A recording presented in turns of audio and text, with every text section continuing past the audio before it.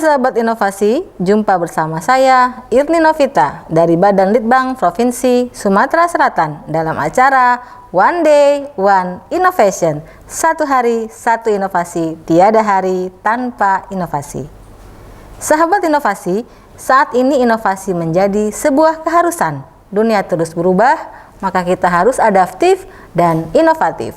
Untuk menginspirasi, kami hadir dengan para inovator hebat dengan inovasi-inovasinya dalam acara One Day One Innovation.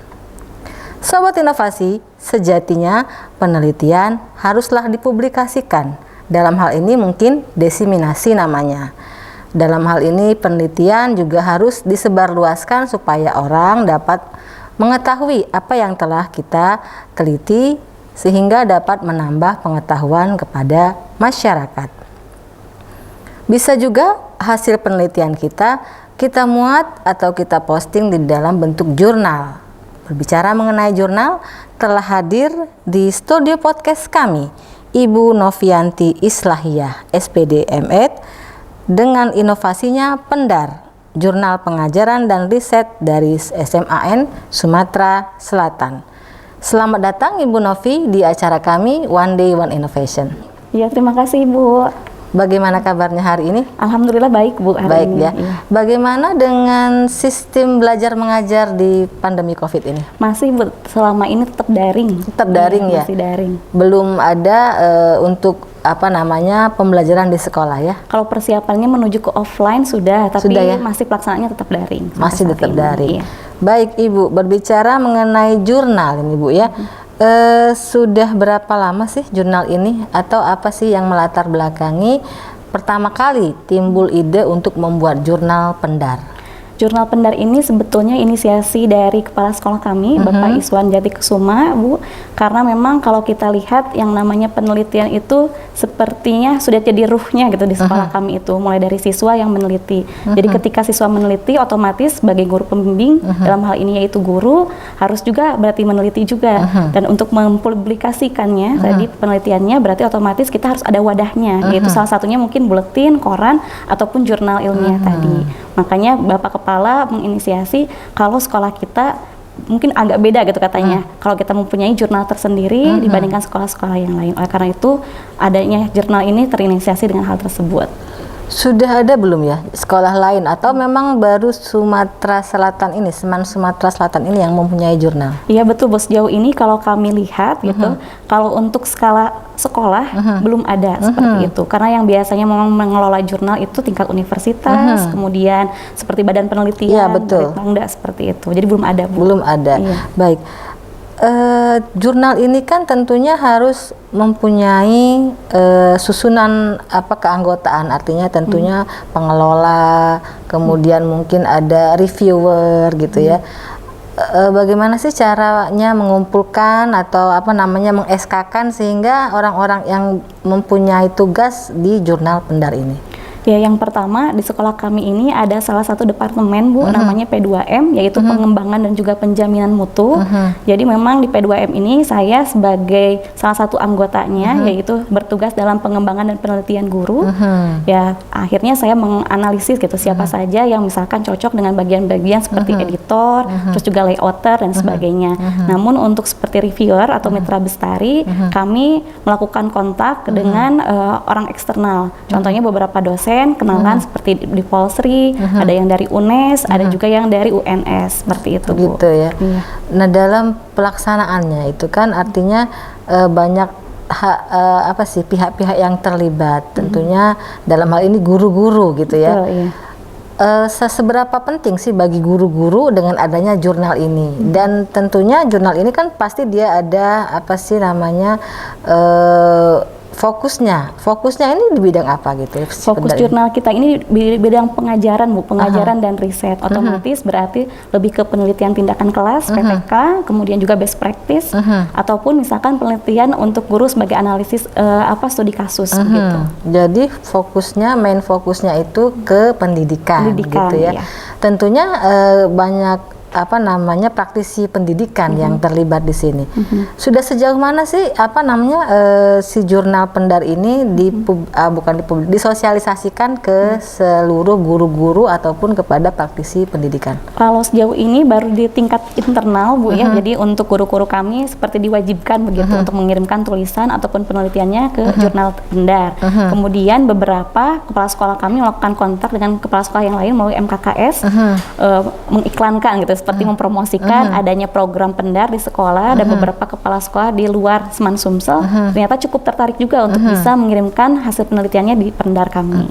Seberapa penting guru-guru harus mempublikasi jurnalnya gitu? Saya kira kalau skala 1 sampai 100 harusnya sih mencapai 100 ya Bu ya, sangat penting. Karena apa? Yang pertama, yang namanya guru itu kan ada standar kompetensi dan standar profesional tadi. Nah, standar profesional guru itu bisa diukur dari sejauh mana dan juga seberapa banyak publikasi penelitiannya. Kemudian yang kedua, bagi para guru yang terutama PNS itu kan ada yang namanya kenaikan angka kredit ya sebagai penilaian untuk kenaikan pangkatnya. Nah, itu salah satu media atau wadah jurnal ini untuk mewadahi publikasi penelitian tadi. Jadi sangat penting ketika mereka ingin naik jabatan seperti itu, naik pangkat, harus mempromosikan atau mempublikasikan penelitiannya di jurnal tadi. Itu sangat penting sekali Bu. Sangat penting sekali. Baik.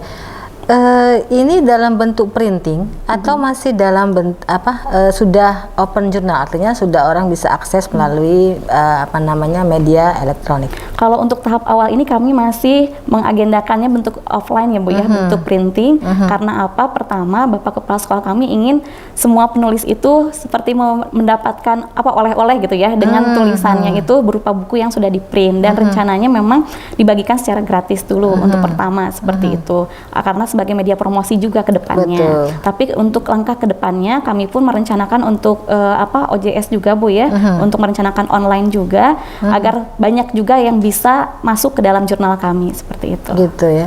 Nada kan ini dalam bidang pendidikan ya.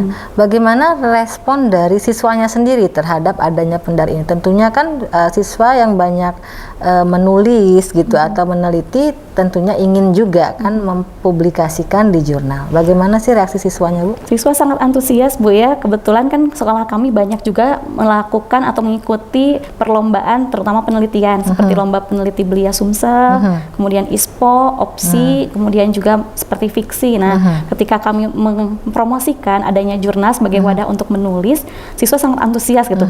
Jadi mereka sangat tertarik dengan guru pembimbingnya untuk bisa mengirimkan artikel yang mereka buat dalam penelitian di perlombaan-perlombaan tersebut untuk dikirimkan ke jurnal tadi. Gitu ya. Bagaimana strategi promosi jurnal ini ke kalangan sekolah dan kalangan praktisi pendidikan gitu? Kalau sejauh ini masih di internal itu kami promosikannya memang setiap agenda rapat, kemudian kami ingatkan dan kontrol evaluasi tentang laporan perkembangan penelitian. Kemudian kalau untuk di luar sekolah kami bikin kayak poster Bu ya, kayak player yang call for article seperti itu. Jadi di sana nanti kami iklankan kemana harus mengirimnya, ketentuan penulisannya seperti apa, lalu siapa saja yang bisa dihubungi. Tapi baru misalkan pendekatan personal Bu, belum benar-benar kami open publikasi. Oh, masih dalam hal publikasinya ataupun sosialisasinya masih secara manual artinya ya, sosialisasi person to person. Betul, gitu ya. Nah, ini kan sudah mendapatkan ISSN LIPI ya. Bagaimana sih pengurusannya dan apakah mengalami kendala pada saat mengurus? Alhamdulillah pas pengurusan tergolong cukup mudah ya Bu ya.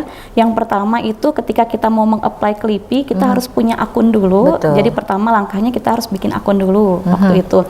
Kemudian yang kedua kita harus mengupload beberapa dokumen yang diminta, yaitu cover jurnal yang pertama.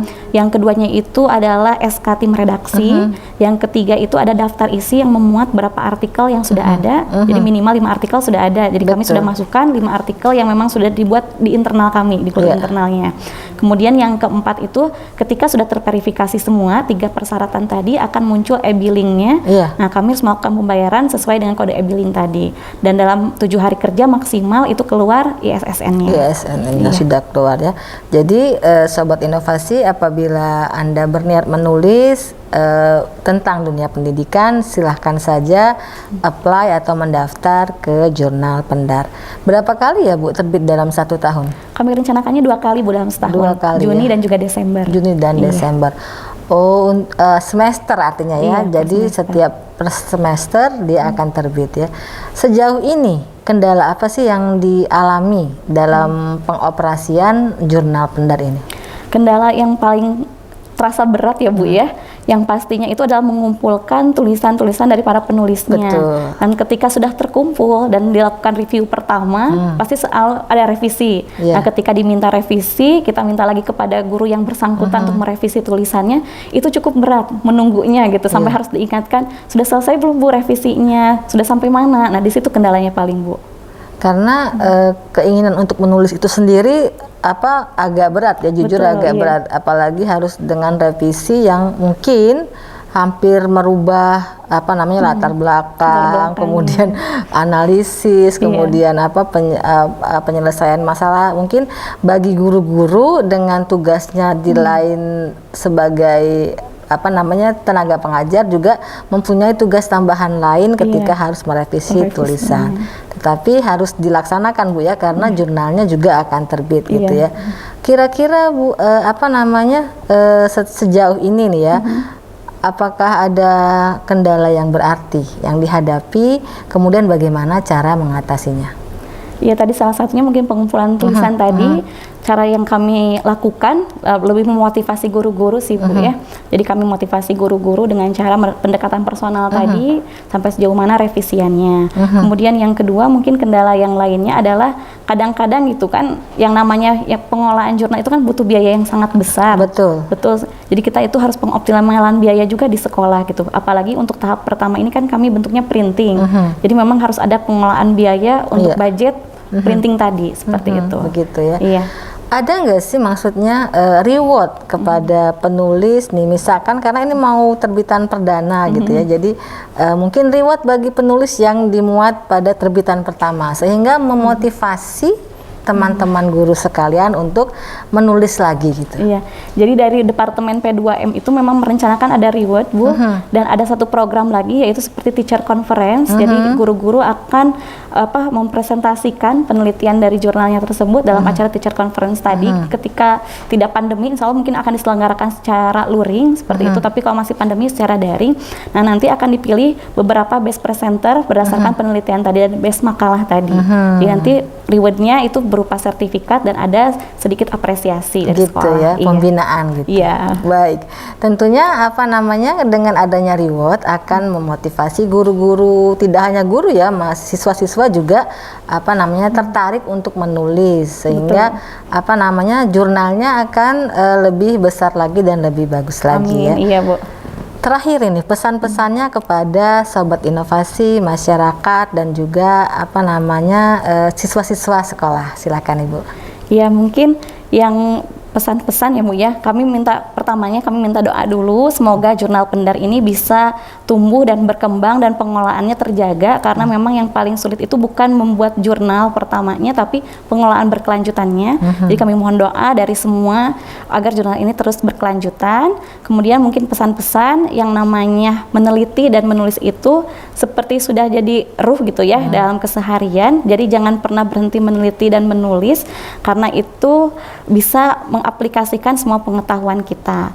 Seperti itu mungkin Bu. Dan juga kami ucapkan terima kasih juga Bu untuk Bapak Kepala Sekolah kami, khususnya Pak Iswan Jatikusuma MSI yang sudah menginisiasi program ini, dan juga kepada Bapak Herman Deru, Gubernur Sumatera Selatan, yang merupakan Bapak inovator juga yang menginisiasi program ini sehingga kami bisa mempromosikan jurnal Pendar ini di acara One Day One Innovation. Baik, terima kasih atas kehadiran Ibu Novianti Islahiyah SPDMEd dengan inovasinya Pendar. Mudah-mudahan jurnalnya akan berkembang ke depannya dan juga bisa menjadi wadah bagi para guru, peneliti, dan penulis untuk mempublikasikan hasil penelitiannya. Jangan lupa kita juga punya jurus 4S. Setiap orang adalah inovator, setiap masalah peluang inovasi, setiap solusi harus sinergi, dan setiap inovasi harus konkret hasilnya.